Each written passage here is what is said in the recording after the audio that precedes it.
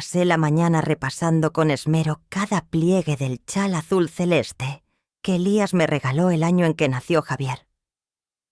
Aún conservaba de forma casi milagrosa un tenue aroma a cedro, a pesar de haber estado guardado durante años en un cajón forrado de lino. La caja de joyas que tallé a mano durante 3 semanas estaba cuidadosamente envuelta en papel de seda, cerrada con un lazo azul marino. Forré su interior con terciopelo y grabé en la base de la tapa una frase sencilla, para aquello que no se puede perder, sin perderse a una misma. No valía mucho en dinero, pero sí lo suficiente en historia. Era mía como Javier alguna vez lo fue. El lugar parecía una postal forzada, un resort de fachada acristalada, muros encalados y candelabros que pretendían ser más elegantes de lo que eran. Entré sola. Una chica en recepción alzó la vista, sonrió por compromiso y me entregó una credencial con mi nombre. Amalia. Nada de madre del novio y, por supuesto, sin el reborde dorado que adornaba la de la madre de Valeria. Ella sí tenía un listón blanco bajo su nombre, con letras cursivas que decían Familia VIP. Dudé un instante si debía aclarar mi lugar, pero la recepcionista ya hablaba con otro invitado, y mi voz se me perdió en la garganta. Dentro la atmósfera era cálida y vibrante, pero no en un modo que te acoge, sino que te empuja fuera si no sabes danzar a su ritmo. Los de Valeria estaban por todos lados tíos con trajes hechos a medida primas, con vestidos de seda color champán, carcajadas ensayadas como si se hubieran criado juntos. Me deslicé entre ellos sin hacer ruido, hasta que una azafata me condujo con una sonrisa ensayada a una mesa junto al fondo, identificada como amigos de los novios. A mi derecha un hombre que vendía colchones ortopédicos. A mi izquierda, una mujer que criaba alpacas en Querétaro. Ninguno conocía a Javier. Hablaban por encima de mí como quien charla sobre el mobiliario. Cuando comenzó el primer baile vi a Javier cruzar la pista. Se le veía bien. Traje impecable. El gesto firme de su padre en la mandíbula. Bailó con Valeria, después con su madre, luego con una tía mayor de pulseras plateadas que tintineaban. Yo mantuve las manos entrelazadas sobre la falda lista para ese instante en que giraría, me encontraría con los ojos, sonreiría. Pero ese momento nunca llegó. Un fotógrafo pasó 2 veces junto a mí sin siquiera apuntar la cámara. Acabó la canción. Comenzó otra. Y otra más. Cuando sirvieron el postre ya no esperaba nada dulce. Doblé con delicadeza la servilleta, la dejé bajo el plato y me levanté sin hacer ruido. Nadie se giró. Nadie notó que me iba. Nadie. 4 días después, fue Valeria quien apareció en mi puerta.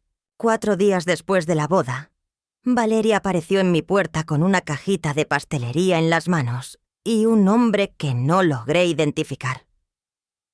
Sonreía como si aquel Porsche siempre le hubiera pertenecido y extendió la caja como quien ofrece una limosna elegante. Galletas de lavanda, dijo. Pensé que algo dulce te vendría bien para relajarte. El hombre que la acompañaba asintió con educación sin pronunciar palabra. Llevaba un maletín fino y unos pantalones beige tan meticulosamente planchados que era imposible fingir que no venía por un asunto serio. Me aparté del umbral sin decir nada y les dejé entrar. Nos sentamos en la mesa de la cocina, la misma donde Javier hacía maquetas escolares, y Elías leía el periódico con el café de la mañana. Valeria echó un vistazo a su alrededor y murmuró un cumplido sobre la luz natural. «Esta casa tiene muy buena energía», dijo con voz melosa, aunque sus ojos no dejaban de rebotar entre las cortinas y el maletín del hombre. Él colocó el maletín sobre la mesa y lo abrió con una precisión que parecía ensayada. Sin perder tiempo, Valeria extrajo un paquete de documentos encuadernados impecablemente con una pluma estilográfica reposando encima, como si se tratara de un regalo. «Es solo una formalidad», dijo. «Un poder notarial duradero, por si alguna vez pasa algo». Javier y yo pensamos que podría ser útil. Levanté la primera página. El lenguaje era enrevesado, de esos que parecen escritos para que no los entiendas. Pero el mensaje era claro. Autoridad total sobre mis finanzas. Acceso inmediato a propiedades. Vigencia automática. La palabra agente aparecía con insistencia. Y peor aún, control. No pestañeé. Me limité a servir té para los tres. Añadí un terrón de azúcar en su taza sin consultar. «Por supuesto», dije. «Lo leeré con detenimiento». Valeria sonrió satisfecha y recogió el paquete con una delicadeza teatral, como si ya estuviera todo firmado. El notario, porque eso era lo que era aquel hombre, aunque nadie lo dijera, no pronunció una sola palabra mientras se levantaba. Se marchó poco después. Valeria me tocó levemente el brazo antes de salir como una actriz de teatro bajando el telón tras su escena. Los observé desde la ventana. Ella hablaba animadamente con la compostura de quien cree haber ganado. Su mano se movía con gracia mientras se alejaban en el coche. Cuando desaparecieron al girar la esquina, llevé los documentos al despacho y los escondí bajo un cajón con cartas antiguas y talonarios vencidos. No necesitaba tiempo para decidir qué haría con ellos. Solo necesitaba recordar las palabras que Elías me dijo una vez, mucho antes de que todo esto empezara. Esa misma noche abrí la puerta del sótano y encendí la luz. El aire tenía el mismo olor de siempre: madera envejecida, piedra húmeda y un leve aroma a barniz. Recuerdo de los proyectos de Elías que nunca llegó a terminar. No bajaba allí desde antes del invierno. Desde antes de que todo cambiara. Los escalones crujieron bajo mis pies. No era un sonido de queja, era un sonido de memoria, y yo sabía exactamente lo que estaba buscando. Entre las latas de pintura amontonadas y una caja de herramientas comida por el óxido, seguía ahí el mueble bajo que Elías había empotrado años atrás, como si supiera que algún día lo necesitaría. Me arrodillé con cuidado las rodillas resentidas por la humedad del día y busqué a tientas el cierre oculto. La llave continuaba dentro del mango hueco de la vieja escoba.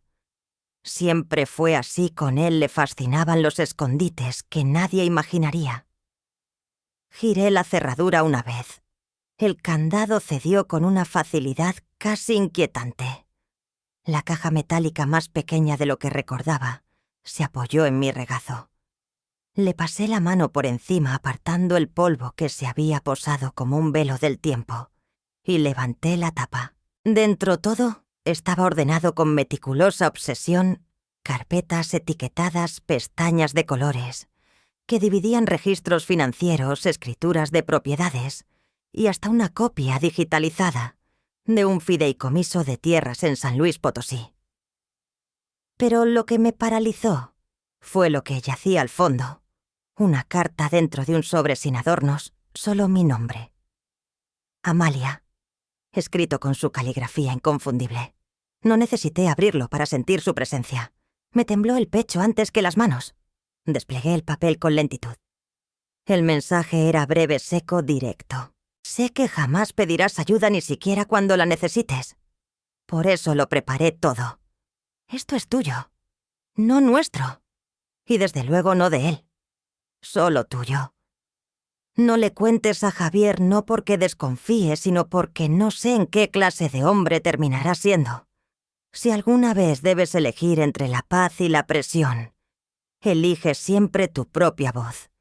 Siempre te amé, ¿eh? Mis dedos permanecieron firmes, pero por dentro se rompió algo. No con estruendo, sino con la sutileza de una grieta que al fin encuentra por dónde salir. Revisé los documentos. Las cifras hablaban por sí solas: más de 8 millones de pesos, entre acciones, bonos y una propiedad secundaria que ni siquiera recordaba que existía. Todo a mi nombre. Ningún beneficiario. Ningún poder compartido. Ninguna rendija por la que alguien pudiera reclamarlo. Cerré la carpeta, la volví a abrir, conté los ceros y lo hice de nuevo. Luego me puse de pie con una decisión que no me reconocía.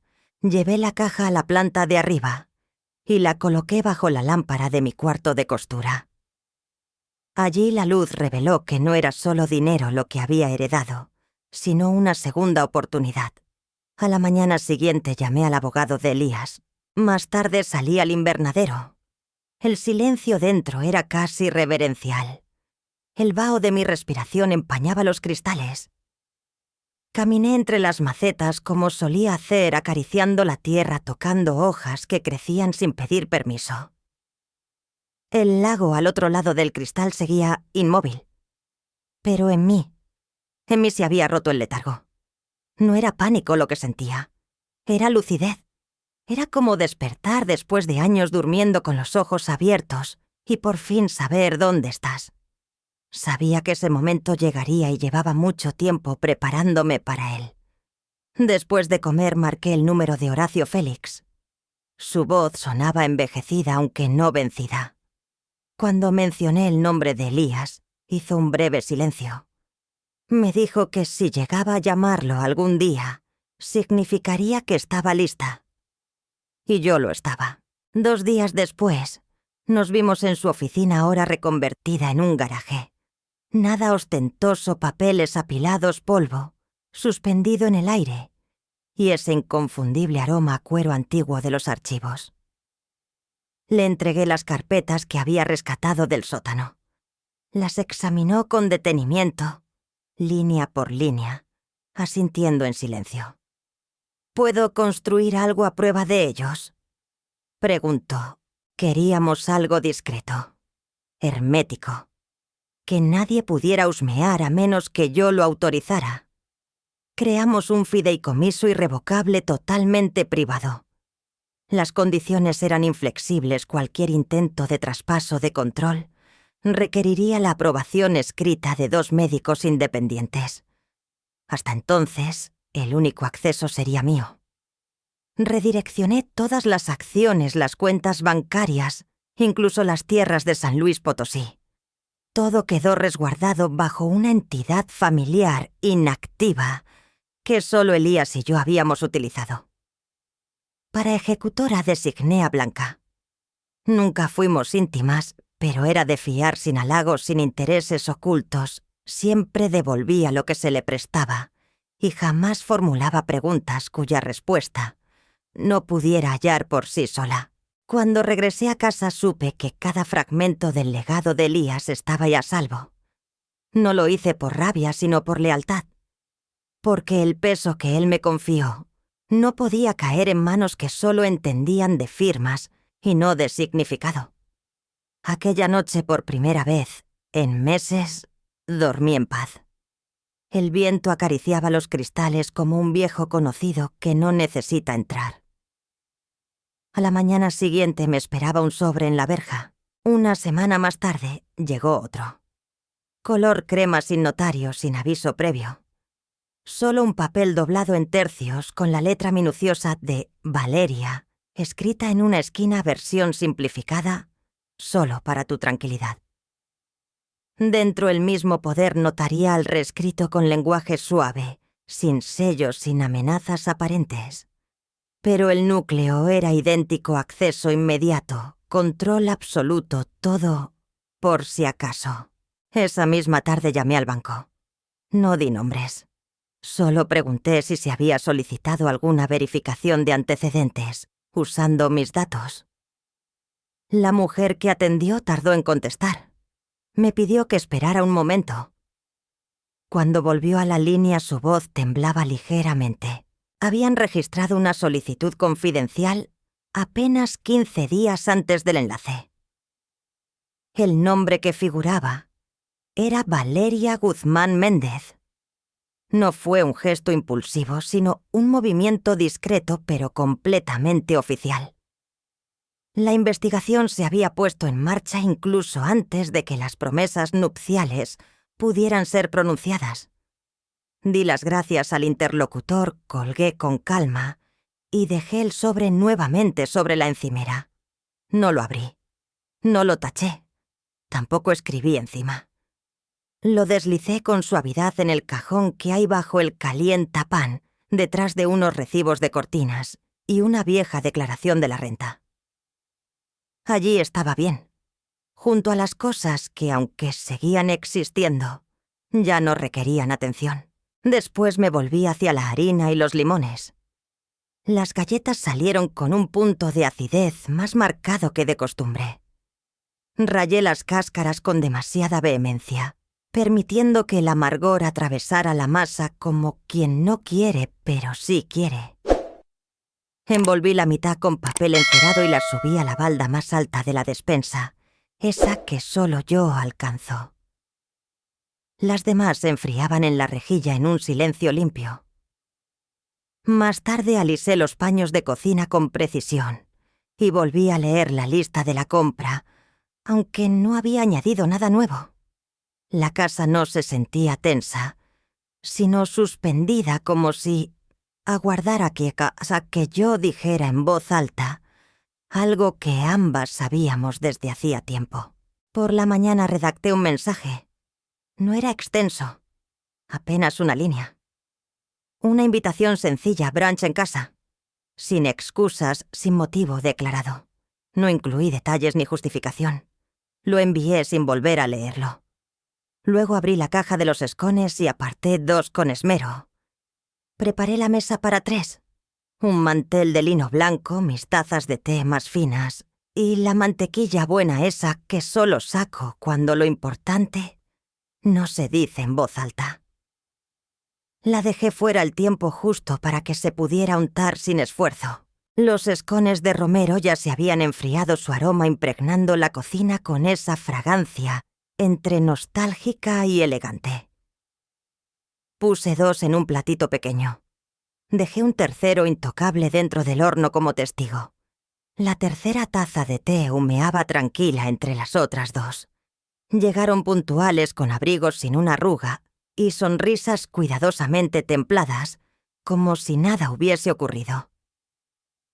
Su beso en la mejilla fue casi ceremonial, ensayado como aquel que me daba en el instituto, cuando necesitaba pedirme el coche prestado. Valeria no tardó en lanzar uno de sus cumplidos estratégicos. «Esta casa siempre tiene una calidez especial», dijo mientras doblaba su servilleta con una delicadeza casi quirúrgica sobre el regazo. Serví el té, ofrecí escones recién horneados y me mantuve en silencio, mientras ella iniciaba su pequeño número. «Hemos hablado con un conocido», comentó con fingida despreocupación, «alguien especializado en derecho patrimonial para mayores». Sugería una revisión nada definitivo, algo temporal. Dijo solo para facilitar las cosas. Metió la mano en el bolso y extrajo una carpeta satinada, de un gris sobrio, atada con un lazo sedoso, en lugar de un vulgar clip. La deslizó entre nosotras como si fuera una caja de bombones. No pronuncié palabra. En lugar de eso, tomé mi propia carpeta sin lazos ni ornamentos y la coloqué encima de la suya. Ni un centímetro de duda, solo sellos, firmas notariales y determinación. Valeria vaciló antes de abrirla. Sus ojos leyeron la primera página con rapidez. Luego volvió a ella. Esta vez, más lento. Javier se inclinó inquieto. Ninguno dijo nada. Dentro estaba la escritura del fideicomiso. Validada y blindada, los bienes de Elías ya habían sido transferidos de forma formal, irrevocable y privada. Todo bajo protección jurídica, con cláusulas médicas incluidas sin posibilidad de modificación y desde luego sin condiciones que ellos pudieran alegar o torcer. «Todo está en orden», anuncié con calma alzando mi taza de té. «No es necesaria ninguna firma», Javier parpadeó. Sus dedos temblorosos se quedaron suspendidos cerca de su taza. Valeria alisó de nuevo el borde de la servilleta, esta vez más despacio, como si buscara anclar sus nervios en el lino. Nadie tocó un solo escone. El resto de la merienda fue escueto. Rechazaron repetir. Javier esbozó una sonrisa forzada antes de levantarse. Valeria volvió a darme las gracias por el té, por mi disposición al diálogo. Los acompañé hasta la puerta. Luego me quedé allí de pie tras la cortina observando cómo subían al coche. Permanecieron dentro inmóviles durante unos instantes, como si dudaran, como si esperaran algo. Pero al final arrancaron. Esa misma tarde recibí un mensaje. Tardaron 3 días más en volver a dar señales. Ni una llamada. Solo unas palabras secas en la pantalla. Has hecho esto mucho más difícil de lo que debía ser. Me quedé mirando el teléfono, el pulgar suspendido sobre el cristal. Finalmente apagué la pantalla sin responder. No volví a abrir aquel mensaje. El pan tostado que había dejado en el plato estaba ya frío. Me serví otra taza de té, y al igual que la primera, quedó intacta, al lado del plato. 2 días después me escribió. Valeria. Su tono era comedido, casi profesional. Solo queríamos garantizar el porvenir de Javier. Si hemos fallado, deseo que comprendas que actuamos con buena intención. El mensaje era limpio, medido con una educación casi quirúrgica. Pero no había ni una pizca de afecto ni una grieta por la que asomara una emoción sincera. No había espacio para mí. Lo leí un par de veces buscando la herida bajo la cortesía. Y la encontré en la palabra garantizar. Y otra vez en porvenir. Palabras vestidas de nobleza, pero con filo escondido. No querían ayudarme. Querían blindarse a sí mismos y hacerlo con aquello que era mío. Borré ambos mensajes sin pestañear. No pensaba conservar lo que nunca mereció ser recordado. Aquella noche abrí un cajón que no había tocado en meses.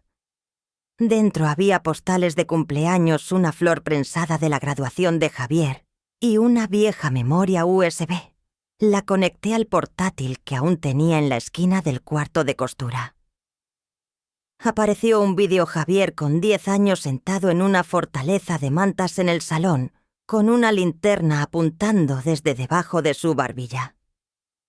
Esta es la historia de la manguera embrujada, decía con una voz que intentaba sonar profunda. Desde el fondo se oía mi risa más joven, más liviana. Le vi moverse con teatralidad, dejarse caer sobre una montaña de cojines y mirar directamente a la cámara como si supiera que yo estaría ahí sonriendo al otro lado. Lo vi 2 veces.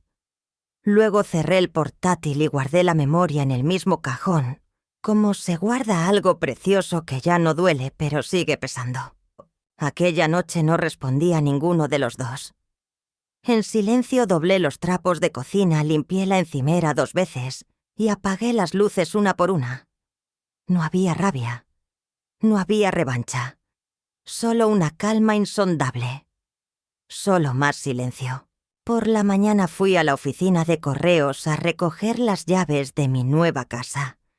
Era una cabaña pequeña en una calle sin ruido resguardada tras una valla de madera y una hilera de cornejos ya adultos. Las ventanas daban, las puertas se resistían al abrirlas.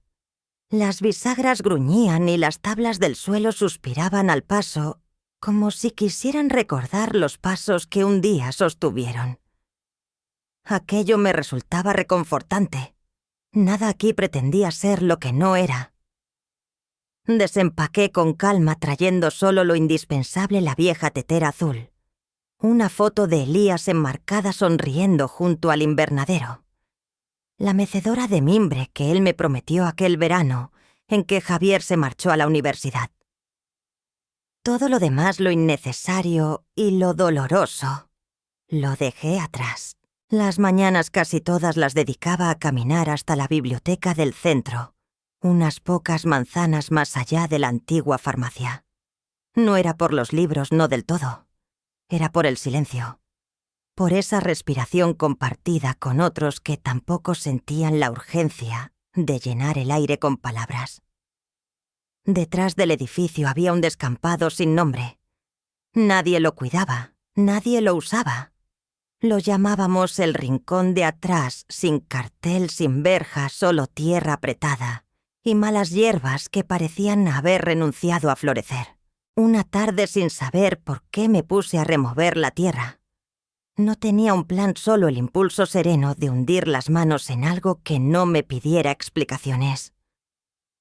Una semana después, Juana apareció con un termo de té de menta y unos guantes desparejados.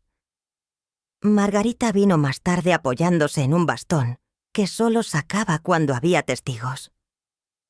Elena no hablaba casi nada al principio, pero traía semillas envueltas en papel de periódico viejo y un pan que sabía a romero y a cáscara de naranja.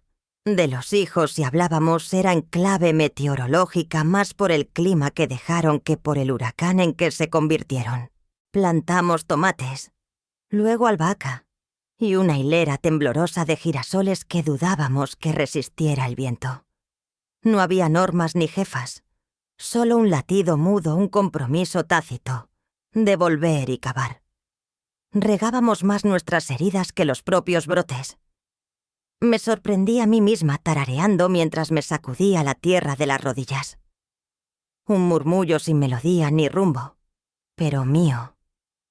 El primer brote asomó tras una semana de lluvias. Un ricito verde testarudo y brillante. Esa noche horneé galletas. Las dejé enfriar en el alféizar como antes. A la mañana siguiente, un coche que no veía desde hacía meses se detuvo frente a la casa. La niebla aún no se había alzado del todo cuando lo vi aparcado al otro lado de la calle. No era una furgoneta de reparto ni el sedán de un vecino. Era otra cosa. Un eco. Borroso en los bordes, pero reconocible como esos recuerdos que uno finge no tener.